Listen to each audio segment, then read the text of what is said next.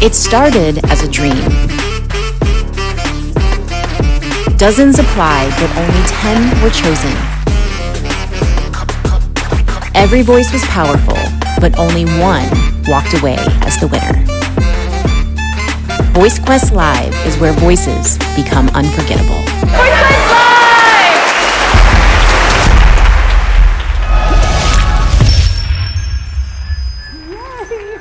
Y'all, I need a pattern interrupt with these shoes because my feet are killing me right now. But not yet, because we have our next speaker. Are you guys ready? Okay. We only got 2 more, so are you guys ready? Yay! It is Andrea Enright!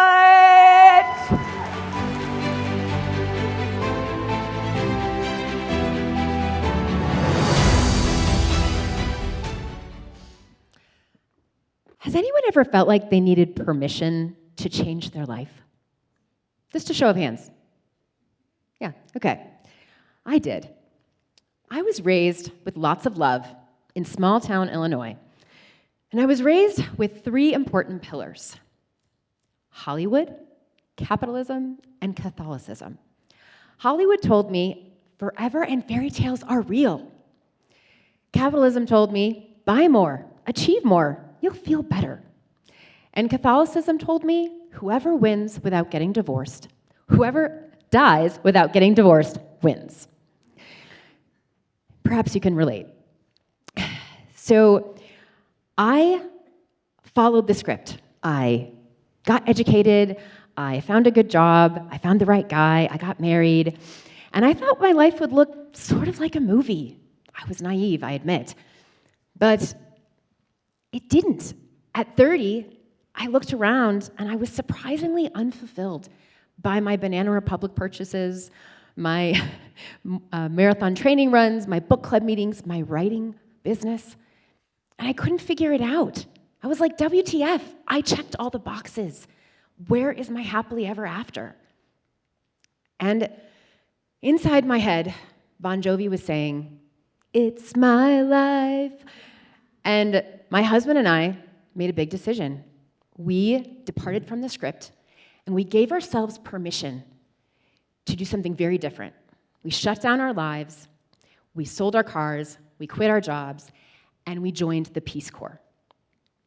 We had to give ourselves permission to do something different. It was uncomfortable AF, and it made us feel alive and free.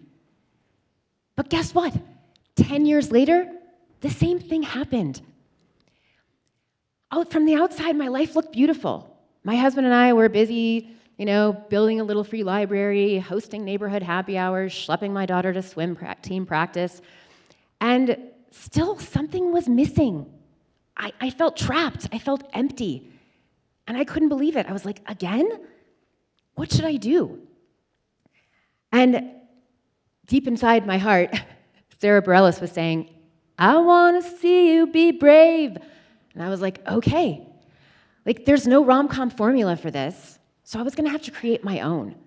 And I did some research, and I found out that it turns out humans do not grow linearly, like a flower. They actually grow in an upward spiral, visiting the same side of the mountain again and again and again. Each time, it's hitting the same place with more perspective and more clarity. And so I figured out my own formula. I was going to give myself permission to go within. I was going to give myself permission to want what I want. And I was going to give myself permission to stop following the rules. It was so effing hard. First, I went within. As an extrovert, I'd been spending my whole life looking outside myself for everything. It was extraordinarily hard to go within. But I did it. I developed a relationship with myself. I reduced the codependency with my husband, and it was a homecoming.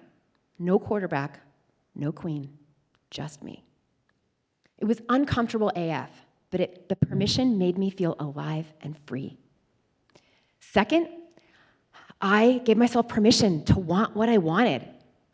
The trouble was, I didn't know what I wanted. Most of my life, I'd been saying what I wanted somewhat based on everyone around me. my friends, my partner, my daughter. I had trouble figuring out what I wanted for dinner. But I did go within, and there were unspoken desires that needed to be named. Again, it was uncomfortable AF, but the permission made me feel alive and free. Third, I had to give myself permission to stop following the rules. And cultural conditioning is so thick. Oh my God, it was a doozy. I eventually realized that despite what Cinderella and When Harry Met Sally said, my marriage could look however I wanted it to. And that also goes for my appetizer and my outfit and my yard and my marriage and my parenthood and my success and my career. It was a big aha moment.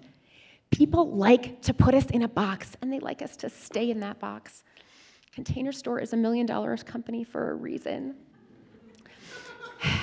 So all those things were uncomfortable, but what did it look like? Well, I started going to silent discos. I started wearing cowboy boots and a cowboy hat, even though I never rode horses. I set my ringtone to that one song, Josie's on a vacation far away. You know the one. I sent my daughter to a hippy-dippy school that didn't have computers. My mother-in-law about died. I went to an Airbnb down the street alone once, 3 blocks from my house, and it was amazing. I once sent my daughter to an Easter egg hunt wearing an I Heart Santa t-shirt. It almost killed me. I got divorced in love. What do you need permission to do? Quit your job? Shave your head? Move to Portland? Color your hair purple? Ask for help? Eat more pie? Start an Etsy business? Start ice skating again? Not go home for Christmas? Refuse to have kids? Permission is the place to start if you want to feel alive and free. Thank you.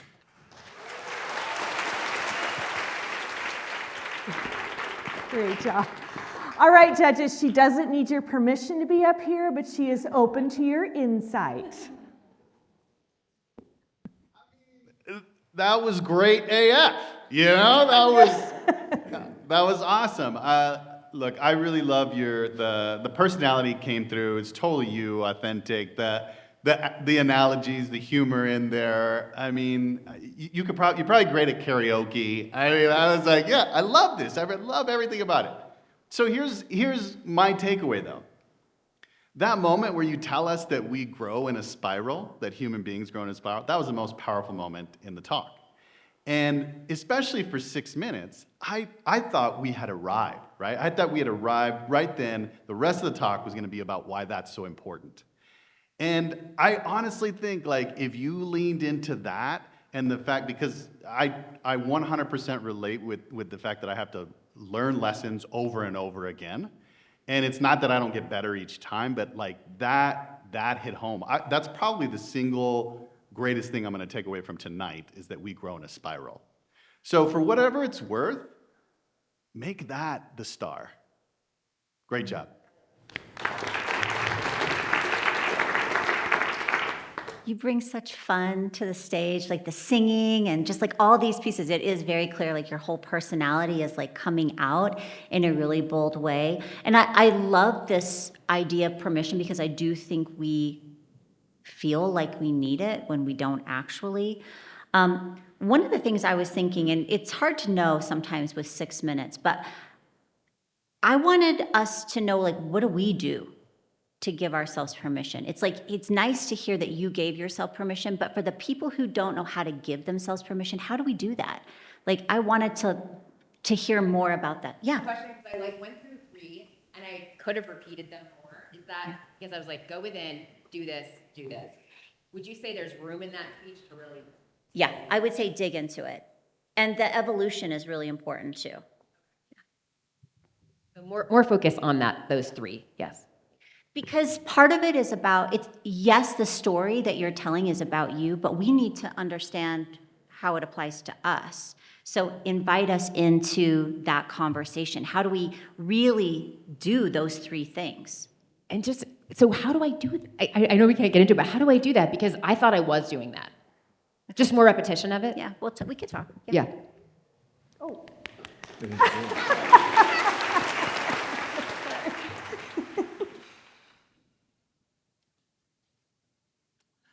So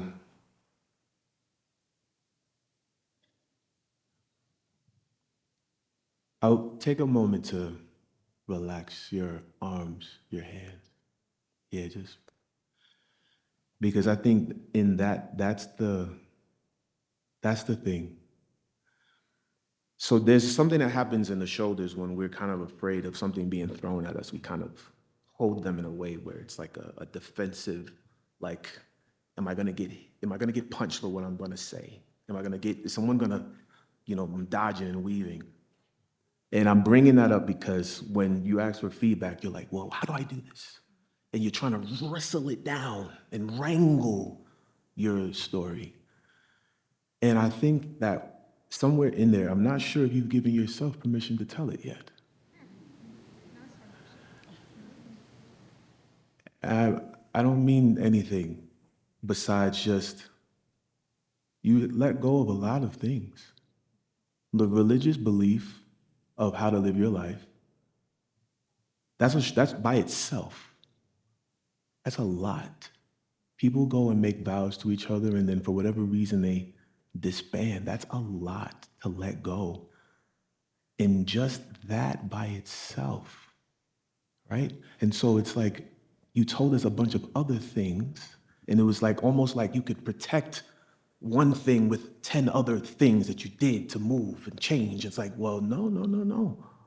I went down the block by myself. No, scary that was. Like I had a partner who protected me, I felt, and I left that protection to be by myself. You could isolate these.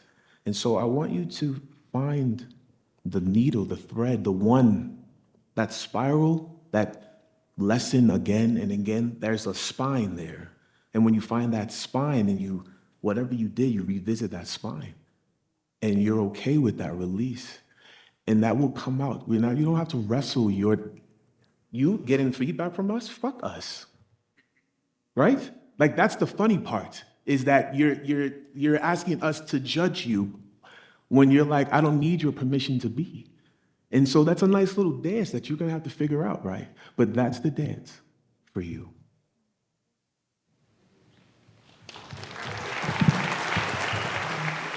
Are you yet singing Alanis Morissette? Isn't it ironic in your head? Because you sing songs, right, in your head. Isn't it ironic that we're giving feedback when you don't need permission to speak your truth? What I'll say quite quickly is, we were off stage talking about this in advance, is that I talk for an hour on stage, which is very different to someone that talks a TED Talk. And that to me came across as a speech versus a talk where you connected with me. So it was very planned and prepared, scripted, rehearsed and memorized, versus leaning into your truth and just speaking your story. So I just encourage you to get more natural with what you're sharing with the audience. Thank you.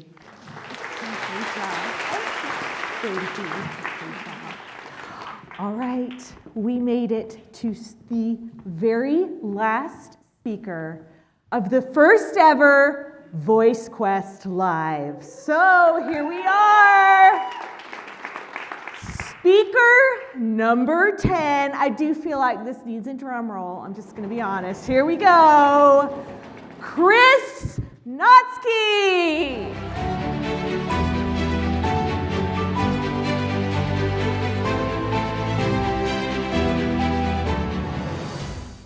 I started my martial art training back in 1973. I was a short little chubby kid. I was enamored with a TV show that some of you more seasoned people might remember, Kung Fu. Anyone remember out there? There's all the old people. Thank you very much. Kwai Chang Caine is a Shaolin monk. He's walking across the American desert. He's fleeing the authorities, and he gets into a little cow town, and the bad guys try to beat him up, and he takes care of him using his Kung Fu. And at 10 years old, it was the coolest thing I'd ever seen in my life. And at 10 years old, I begged my mom to let me go to my first class. And I remember like it was yesterday, these people with these amazingly powerful movements. And I felt like I came home. And about 3 years after that, I would meet a man that would change my life forever. In fact, he's still my instructor to this day. His name is Grandmaster J.K. Lee. Now, Grandmaster Lee, at the time a 6th-degree black belt, had just moved from South Korea. He had hardly a dime in his pocket. He could hardly speak English. But he had this burning desire to transform lives through martial arts. And one of the first times I was in his class, I was seated in the corner of the room. My legs were spread wide. I was stretching out, getting ready for the training that day. And that's when it happened. He walked onto the mat with this amazing power, this amazing presence, and he began surveying all the students on the floor. And next, I realized he was staring directly at me. And before I could move a muscle, he had come over and he sat down in front of me. And he put his right foot on the inside of one leg, his left foot on the inside of the other. He grabbed the ends of my belt, and with one push-pull, he split me out to 180 degrees. That's exactly the face I made right there. And I learned two important life lessons that morning. Number one is anyone, yes, anyone, can do the splits once. The other thing I learned is when he looked me deep in the eyes and he said to me in his broken English, "I will make you a champion. I will make you a champion." Now, at 13 years old, all I could do was think about medals and trophies and Olympic glory, and I literally glided home to tell my parents what he had said. But what's so interesting is after 5 decades of training in the martial arts, I realized he wasn't talking about being a champion in the ring. He was talking about being a champion in life. He was talking about having a purposeful vision where we can lean into it and share our gifts in the world. He was talking about being able to move through adversity with ease and grace, with a conscious persistence. And he was also talking about living a life of service by taking inspired action. We have a saying in the martial arts is that a champion doesn't need to be told what to do. They just need to be reminded. And that reminding is sometimes reminding about the power that we have inside of ourselves, but it's also about changing our mindset in what I call the champion's mindset. Now, why was this such an important aspect of my life? Well, at 13 years old, I had a good home life, but I came home each and every day to an alcoholic dad.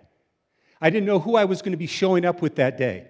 Was it going to be the man that would joke with me and that would pat me on the back, or would it be the man that would disparage me and then sometimes physically beat me? See, what I found in that moment is when Grandmaster Lee, that man that I so admired, he said to me, "I will make you a champion." That's what my head heard. But what my heart heard was, "I believe in you. I believe in you." Now, if I've learned anything through my 5 decades of martial arts, is that who we become on the inside is the most important. And that life doesn't necessarily go to us, it moves through us. Several years ago, I had been in a leadership conference. There were people from all over North and South America.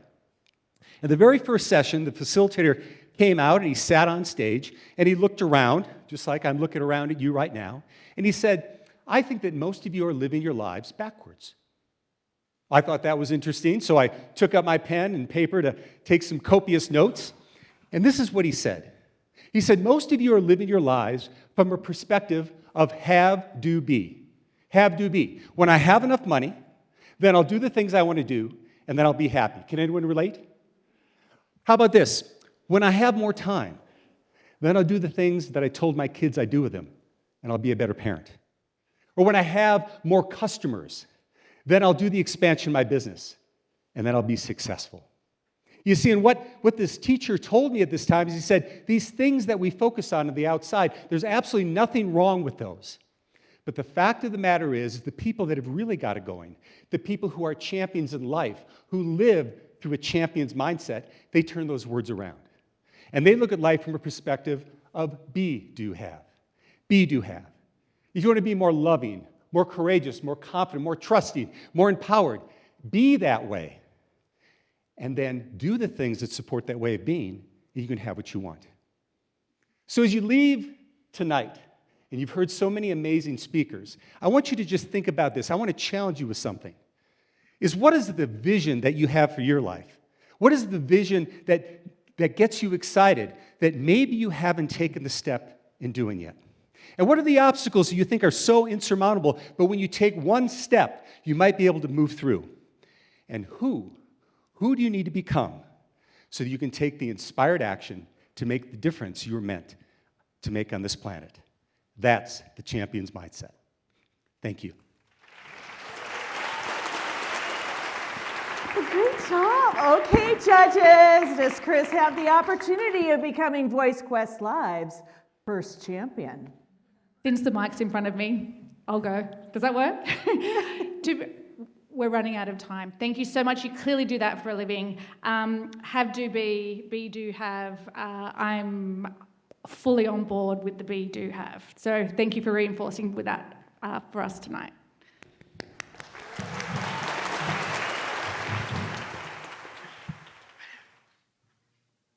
So I appreciate the be do have and that perspective. My curiosity was your willingness to share with us the experience that you had growing up. To be personal, I use Brazilian Jiu-Jitsu to overcome the same things, right? And sometimes, unless you're on the mat and unless you're kicking and punching and doing the katas, I don't think that people understand what that means. How the martial arts can help you to fight through those kinds of demons. And I was hoping that you could allow us, because it seemed 50 years of time, and it doesn't seem like you live in a place where it like will re-traumatize you or something like that, but because you fought it. And I believe that there's a story in that fight that people that never have hit a bag or never want to throw a kick may be inspired to do just that, because that's what they might need to do today, is do the first punch back, right? It's be, do, have is such a big concept, but it started with somebody that believed in you when you were going home to a dark cave. Where do I go from there to then get to be, do, have? And so that was the thing that I was listening for. But as far as the presentation and your delivery and your poise, you have those things. And I believe that there is a deeper spine for you in the story, in the time that you've put in. Los. Thank you. I'll make mine quick. I really liked how you gave us a different perspective about champion. Our instinct is to think, like you said, medals and glory. And I loved how it was really about being a champion in life. And you gave us the process for how to actually get there and really invited us into that. Chris, hey, you're a pro, man. Like, just brilliant delivery, your timing, all of the mechanics and the structure of the talk. This is clearly a keynote, right? And you're clearly a professional speaker.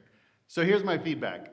Rather than shrink your keynote into 6 minutes, I would have taken the concept of I believe in you, because that was the most powerful part of this talk. That was emotional, it was beautiful, the story that led us there. And I would have had that be the message and let that be the story. I think in those 6 minutes, because you had me right when we arrived there, and all you had to do was kind of take us to the end of that message, I felt like it was too much to do the full keynote part of it, of the champion's mindset. But man, you're amazing. I want to go see the full keynote. All right, great job, brother. Thank you. Good job. Okay, let's give a round of applause to all the speakers one more time. All right, I know we've run over, but we did start late, so there is a little buffer there. So here's how this is going to work. The judges are going to get out, and they have 10 minutes, judges, 10 minutes. You all get a 10-minute break, but first, before you take your 10-minute break, there is a QR code on the back of your program for you to get to vote for your personal favorite. Once that's done, you're welcome to go out and get a drink. I would card you, but you're welcome to go. So we will be back in 10 minutes. 10 minutes, everyone.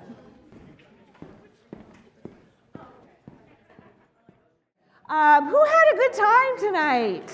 Yeah? Amazing speeches, amazing talent, amazing judges. But it's time. So if I could have all the speakers please come and take the stage. And for photo op, that would be 5 to my right and 5 to my left.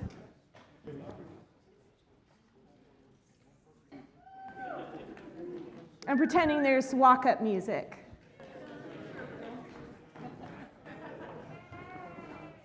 Yay, yay, yay, okay.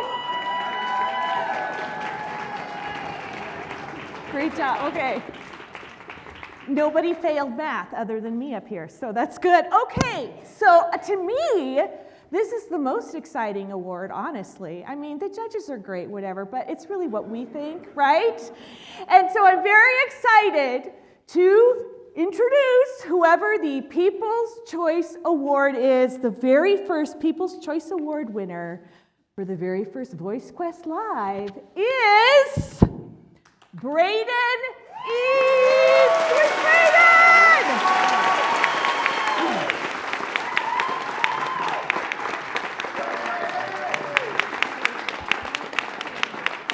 And I loved the coat, just saying. All right, this is the drum roll moment. You guys ready for the winner? Very first winner is Megan Barnes.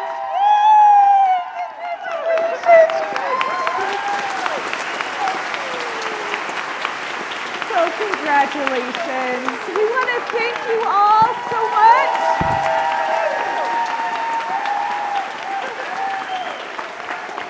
We want to thank you for coming out and supporting. All of these speakers are available for hire.